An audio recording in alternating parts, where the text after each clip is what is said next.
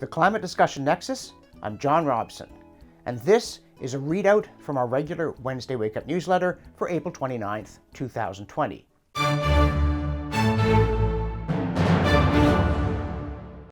As you can see, we're still in lockdown, so we're still going with the old home movies.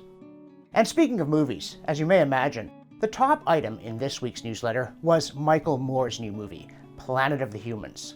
It suddenly seems like everybody who used to think that Moore is a complete fool are suddenly thinking there's something to the guy, and everyone who used to think he was great now think he's the worst thing ever and should be cancelled. For our part, we think there are some strengths to the movie, and there are also some conspicuous weaknesses. The strengths start with technical. It's actually well done. But also, it really blows the lid off green energy.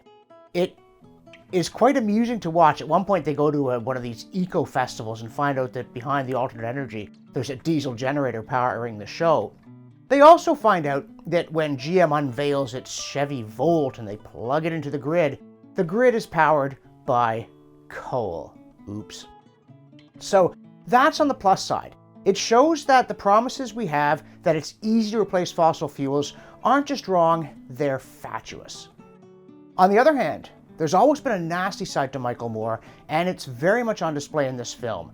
Planet of the Humans says there are too many of us. We're basically rats, we're appalling, we're wrecking the planet, and it approvingly quotes people saying what we need is a great human die-off. So let's not go applauding too loudly there.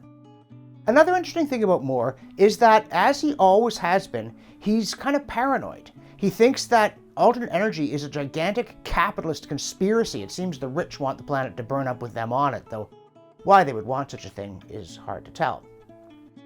But all of that means that this film needs to be taken with a considerable grain of salt. What we are saying is people need to think harder about the alternatives. And if you find out that getting rid of fossil fuels isn't as easy as you thought, and in fact might require mass death, ideally people that you don't know, then maybe we should take another look at the science and ask, are things really that bad? There are things to like about the film, things not to like. But it is worth watching, and we suggest that you watch it quickly because some of Moore's former friends on the left are trying to get it and him cancelled because they don't like what it says about green energy. And speaking of movies, in the course of that piece, we also take a look at Greta Thunberg's latest production. It's a short piece that shows a family going about business as usual in a house that's meant to be on fire. Perhaps they're not frightened because the special effects are so cheesy that it's obvious the crisis isn't real. And speaking of it being obvious that the crisis isn't real, we also talk about the fact that Microsoft co-founder Bill Gates, who's put a lot of his philanthropic effort and money into fighting climate change, just bought himself, what's this? That's right, a mansion by the sea in Del Mar, California. So apparently Gates doesn't really think the oceans are rising either, and if he doesn't think so, probably you shouldn't think so either. As always, there's lots more in the newsletter, including the latest edition of our 1919 or 2019 quiz. So go to our website, that's climatediscussionnexus.com, and check it out. Also have a look at our videos. You can find them as well on YouTube at ClimateDN. As always, we know times are tough, but if you haven't already, and you can make a small pledge, $2 a month, $3, $6, small pledges at your end make a huge difference at our end.